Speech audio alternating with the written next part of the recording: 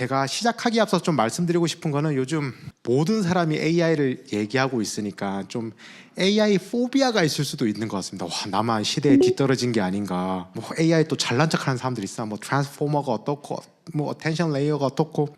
근데 이렇게 많은 사람들이 이야기를 한다는 거는 아직 그 기술이 완전하지 않기 때문입니다. 이렇게 하이브로 오버하이프드라는 올라오는 과정 중에 있고, 한 예를 들면 여러분들이 거의 일상생활처럼 쓰는 무선 통신 와이파이 이런 거 nobody cares. 와이파이 동작 주파수가 어딘지, 마듈레이션이 어떤 식으로 되는지 그냥 저의 일상인 겁니다.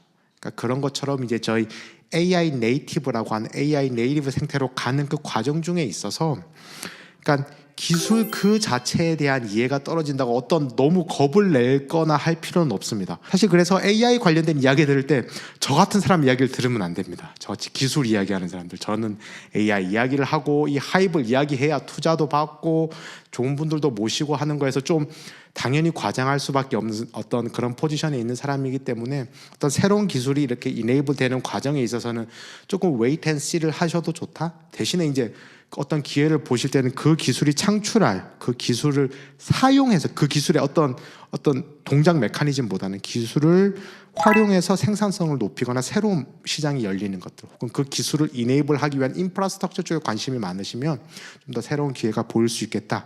관련해서 AI 말씀드리고 자연스럽게 AI 반도체까지 말씀드려보도록 하겠습니다. 발표 자료를 만들면서 제일 신경 썼던 게 좀 기술적인 이야기 하지 말자였는데, 그래서 저 딥러닝이란 말을 쓸까 말까 굉장히 고민했습니다. 그냥 AI라고 해버릴까? 사실 딥러닝은 그냥 AI 한 종류인데 사실은 이제 AI 그 자체가 됐습니다. 그 딥러닝 계산을 한 뉴럴 네트워크의 그 뎁스가 깊어진다. 그래서 뭐 how deep, 얼마나 깊은지에 대한 이야기도 없지만 이제 고강 어마무시 깊어졌기 때문에 그러니까 딥러닝이 이제는 그냥 고마 AI인갑다라고 해서 그냥 말을 이렇게 바꿔 쓰셔도 될 정도입니다. 거기 익숙해지시라고 제가 딥러닝이랑 이야기를 썼고, 대신에 뭐 트랜스포머라든가 뭐 이런 이야기를 장표에 넣지는 않았습니다. 전반적인 맥락을 먼저 살펴보면 2006년도면 여러분들 태어나셨을 쯤인가요? 저는 02학번이라 저 한참 예년인데 첫 번째 AI가 뭔가를 해낸 시점이 저 2006년입니다. 컴퓨터가 보시는 것처럼 개랑 고양이를 구별하기 시작했습니다. 저희는 바로 구별하죠. 저희 딸도 바로 구별할 것 같습니다. 뭐가 개인지 뭐가 고양이. 근데 컴퓨터가 이 그림을 봤을 때 이걸 구별해내지를 못했습니다. 3살짜리 아이도 알 수 있는 거를 컴퓨터 알고리즘으로 풀지 못하는, 그거를 굉장히 지네릭한 어떤 툴인 딥러닝을 가지고 풀어냈습니다. 굉장히 충격적인 일이었습니다. 기존의 데이터를 때려박아서 거기에서 좀 CNN 이야기를 하긴 해야 돼. 컨볼루션 뉴럴 네트워크라고 하는 그 로컬 피처를 뽑아서 컴퓨터가 처음으로 저 화면에서 개와 고양이를 구별한 게 2006년입니다. 그 두 번째 마일스톤은 저희 한국 분들한테 꽤나 익숙하세요. 저희 특히 아저씨 세대들한테는 그 경악 그 자체였는데, 컴퓨터가 사람을 바둑으로 이긴 시점이 2016 딥마인드라는 회사에서 나중에 구글에 인수가 됐죠. 딥마인드에서 만든 알고리즘이 저 이창호 구단이시죠. 당시에는 좀 전성기가 지나긴 했지만 명실상부 인류 대표, 그야말로 인류 대표가 딥마인드의 알파고랑 붙어서 패배를 했던 순간이 있습니다. 바둑만큼은 절대 컴퓨터가 도메인 엑스퍼트를 못 이긴다고 모든 전문가들이 그랬던 적이 있습니다. 이 바둑은 어떤 드립들이 난무했냐면 경우의 수가 뭐 은하수의 별처럼 많다 막이랑 뭐 확인할 수 없는 그런 이야기들이 되면서 이걸 룩업 테이프 베이스로 풀 수가 없다 보니까 컴퓨터 알고리즘을 하는 사람들이 와 이건 아닌갑다 라고 해서 못 풀 거라 했는 게 2016년에 세 번째 1년 반쯤이죠. 재작년 11월에 챗GPT라는 애가 나왔습니다. 그리고 위에 생성형 AI라고 그래서 뭐가 다르냐면 앞에 두 개는 뭔가 정답을 맞추는 문제입니다. 이게 개냐 고양이냐 바둑을 이기냐 지냐인데 1년 반 전에 나타난 저 생성형 AI 챗GPT로 대변되는 저거는 뭔가를 생성해내기 시작했습니다. 생성해내기 시작. 그 말씀을 드리고 싶은데 바로 대중성에 있습니다. 대중성. 앞에 두 개랑 다른 게 개랑 고양이를 구분해서 와 막 열광하는 사람들은 그 도메인에 있던 아저씨들입니다. 챗GPT는 인류 역사상 처음으로 보통 사람들한테 뭔가 어트랙티브 할 수 있는 그런 AI 서비스인 겁니다. 그 대표적인 예가 보시면 챗GPT라는 서비스가 나와서 1 billion 유저 10의 6승 사람들을 모으는데 다른 기라상 같은 서비스 넷플릭스, 무슨 트위터, 페이스북 이런 애들 보면 뭐 3 and 5 years 넷플릭스 굉장히 당시에 저는 넷플릭스의 그 첨가 살을 보던 사람이라 어마무시한 그런 스타트업 서비스들이 저렇게 오래 걸렸는데 챗GPT는 불과 5일 만에 여기 사실 1 billion 유저즈에서 액티브가 붙어야 됩니다. 실제로 자주 사용한 액티브 유저들이 10의 6승만큼 끌어모으는데 5일이 걸렸습니다. 이거는 정말로 어마무시한 이 스타트업 씬에서 이 액티브 이 MOU라고 하는 뭐 혹은 이 액티브 밀리언 유저 이거를 보시는 분한테는 그냥 충격 그 자체입니다. 그런데 오늘 하고 싶은 이야기는 그 연진이한테 말하는 신나는 이유입니다.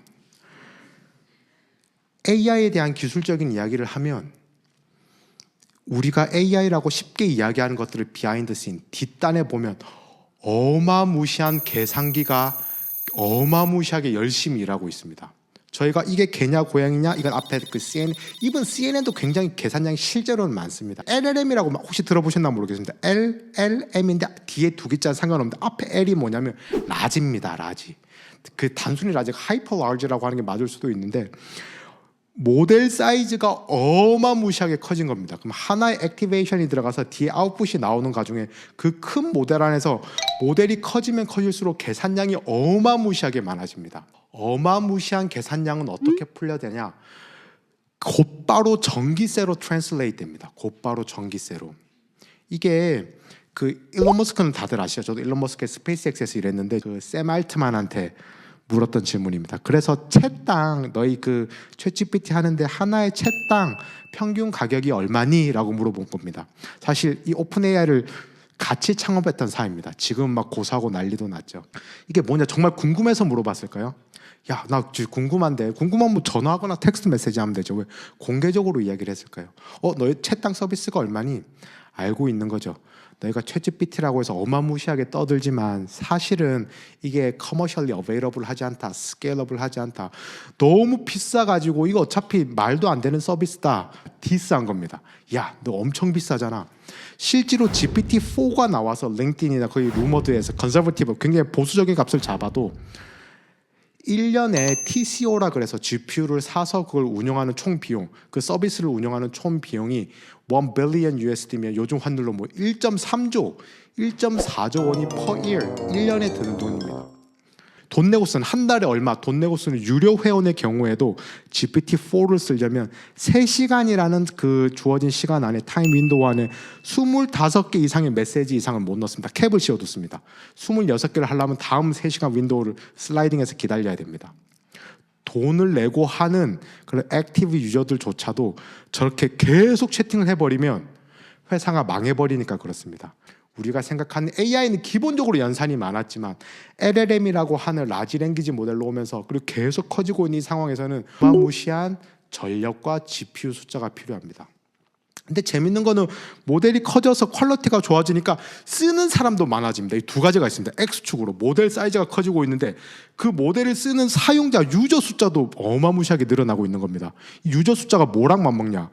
처음에 챗GPT 쓰다가 이런 묘도를 사람이 안 쓰기 시작한 겁니다. 이제 월가에서 그랬죠.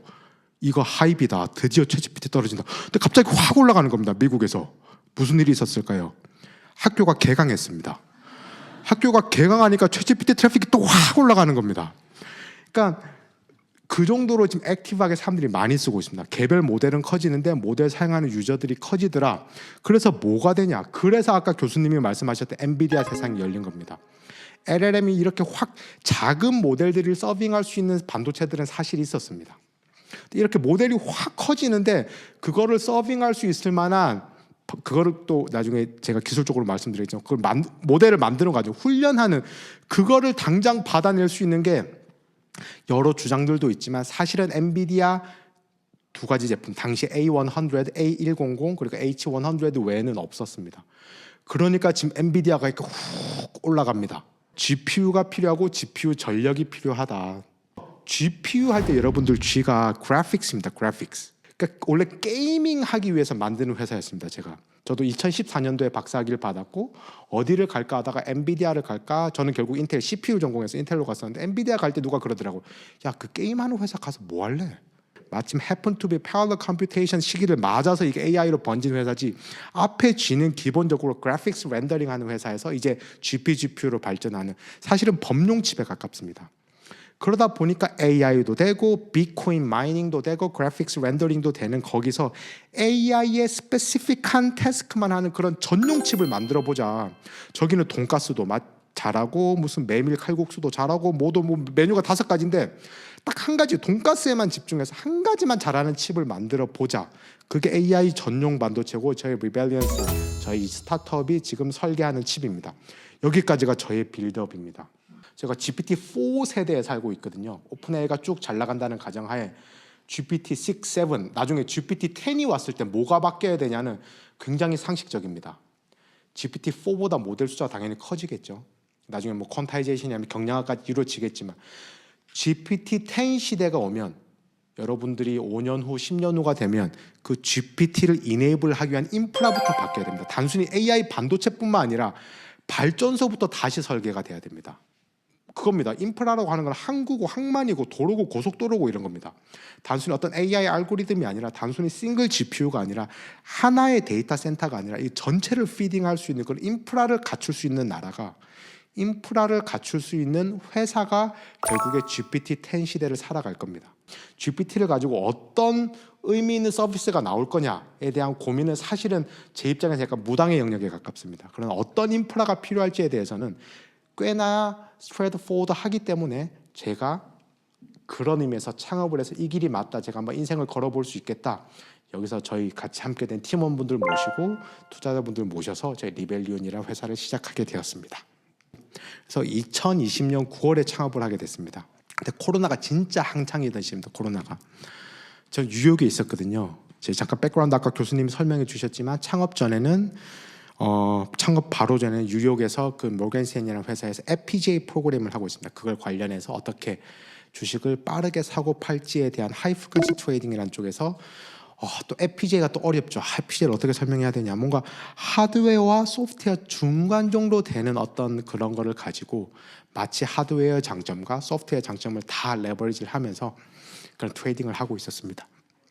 근데 여기에 저희가 그 잡인터뷰를 하면서, 모건 스탠리에 있었다기보다 잡인터뷰를 하면서 AI가 이네이블 되고 있었던 걸 봤고, 그 속도가 중요한 거는, 제가 박사 때 칩 설계를 했었거든요. CPU 설계를 했는데 이거는 하드웨어로 그냥 박제를 떠버리면 더 빨리 할 수 있겠다라고 생각을 해서, 그리고 마침 happen to be 저의 공동 창업자, 당시에 제 기준으로 AI 반도체를 가장 잘 만드는 사람이 제 코파운더로 있어서 지금 아니면 방법이 없겠다 싶어서 창업을 결심하게 됐습니다. 그러니까 사실 창업이 그러니까 그게 굉장히 상황적인 것 같습니다. 적어도 저에게는 어떤 뭔가 로지컬하게 뭐가 다가온다기보다는 happen to be 저의 어떤 코파운더가 옆에 있었고, 그 기술에 대한 딱 확신이 뭐 굉장히 롱텀으로 닦지 않았습니다.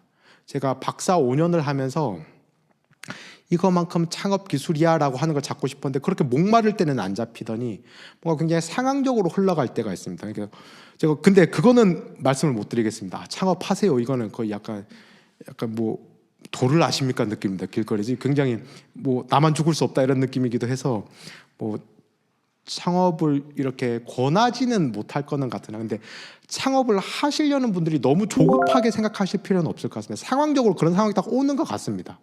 창업을 해야지라고 해서 막 조급하다기보다는 상황적으로 그런 시기와 그런 공동 창업자와 그런 타이밍이 오니까, 대신에 그 관련해서 좀 다른 소프트 스킬 같은 걸 좀 준비하시면 좋겠다. 저도 마침 해픈 투비 저 때가 와서 결심의 순간이 있었던 것 같습니다. 정말 좋은 팀원분들 모시고, 특히나 지난번 라운드부터는 저희 한국에서 데이터 센터 제일 크게 하는 곳이죠.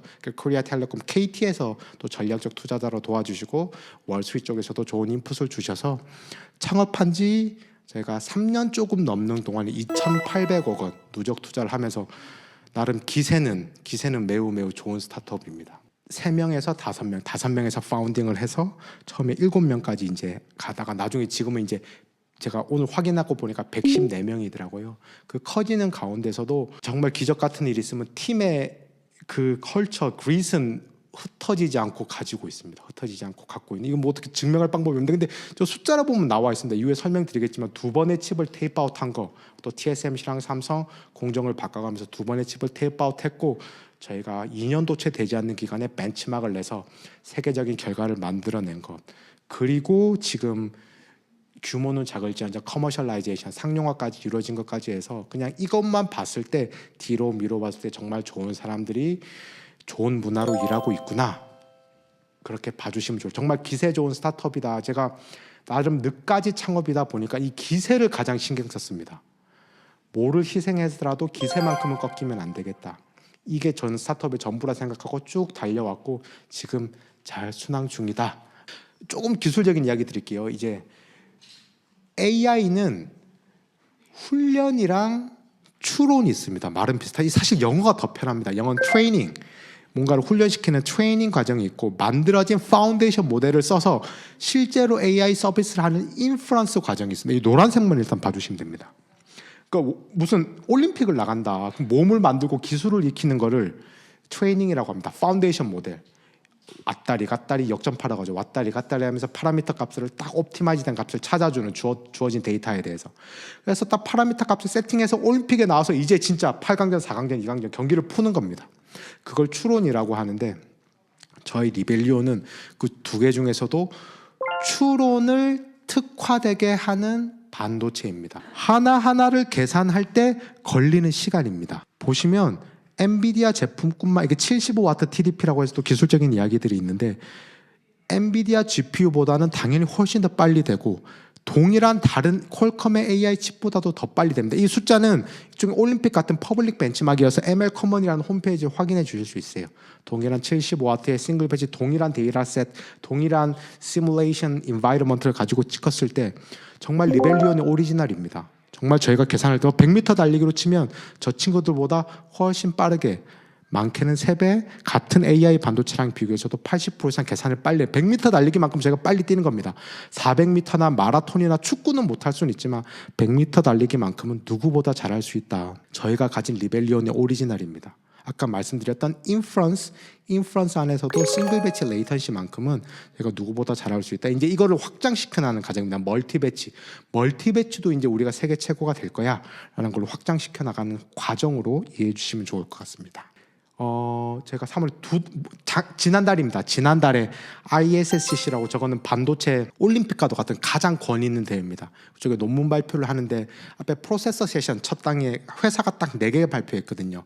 프로세서 세션이 제일 큰 세션입니다. 거기서 4개의 회사가 뭐였냐면, 처음엔 미디아텍, 인텔, AMD, 그리고 저희 리벨리온이었습니다. 스타트업은 저희가 유일했고 한국도 저희가 유일했습니다. 개인적으로는 창업해서 가장 뜻깊은 날이었습니다. 저희 지도 교수님도 뵙고 오고 컨퍼런스 가서 한국에 진짜 꾀재재한 애들 창업해가지고, 제 창업할 때가 생각나더라고요. 처음에 창업을 하잖아요. 무슨 커리어가 있고 완전 노바리가 되어버립니다. 일단 보내는 이메일이 다 씹힙니다. 저는 처음 알았습니다. 창업을 처음 해봤거든요. 예전에는 morganstanley.com이었습니다. .mit.edu였고 .at 무슨 intel.com이었습니다. 그런 대로 이메일을 보내면 이메일 리플라이백이 옵니다. 재밌는 거는 @rebellions.ai로 이메일을 보내면 둘 중에 하나는 스팸으로 빠집니다. 그러니까 이메일을 보내도 답장을 못 받고 막 5명이서 꾀재재하게 다니면서 뭐 칩 제가 생각해도 이상하네요. 5명이서 칩을 만들겠다 그러는데, 정상적으로 어떤 이전의 커리어를 살았든 창업을 하면 제로 베이스가 나름 페어한 게임인 것 같습니다. 심지어 어떤 학교를 나왔는지 믿어주지도 않습니다. 그리고 심지어 제가 9월에 창업을 했고 11월에 첫 시드 투자가 전체 클로저가 됐습니다. 별거 아닐 수는 있지만 9월, 10월, 11월 전 한 번도 육군 병장까지 포함해서 월급이 끊겨본 적이 없는데 9, 10, 11월은 이제 월급도 끊겨봤습니다. 와우. 그런 기간들에서 제가 ISC 가서 발표하는 이거죠. Back to the basic 한다고 하는 이 저희 여러 가지 기술들을 발표하는 순간이 왔을 때 이제는 뭔가 될 수 있겠다. 제가 제로 투 원은 한 것 같다. 제가 태어나서 가장 잘한 일, 물론 제 아내를 만난 일이죠. 혹시나 오해를 하실까 봐. 두 번째로 잘한 일이 창업인 것 같습니다. 두 번째로 잘한 일이. 정말로 내가 살아있음을 느끼고 내가 함께 일할 사람들을 내가 선택할 수 있고, 우리가 일하는 방법을 우리가 선택할 수 있고, 그리고 새로운 시장에 맞닥뜨려 볼 수 있고가 스스로를 증명해내는 과정이 무엇보다 즐거울 것 같습니다. 좋은 문화에서 스스로를 더 트레이닝할 수 있고 스스로 빛날 수 있는 커리어 패스를 찾아내시는 게 좋겠다. 이제 그 방면에서 창업팀에서 일해보는 거, 창업회사에서 일해보는 거, 더 나가서 창업해보는 것도 괜찮은 일이겠다라는 긍정적인 말로 오늘 강연을 마치도록 하겠습니다. 오늘 경청해 주셔서 감사드립니다.